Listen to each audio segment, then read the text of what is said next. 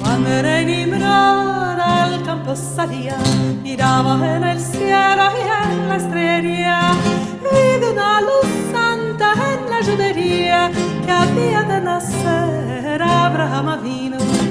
Abraham vino, Padre querido, Padre bendito, luz de Israel. Abraham vino, Padre querido, Padre bendito, luz de Israel.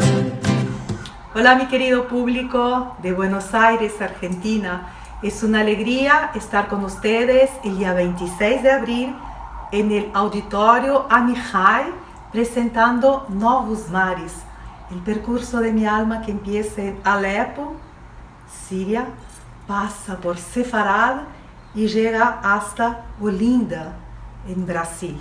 Los espero. Shalom, salam, chao, chao. Abraham vino, Padre querido,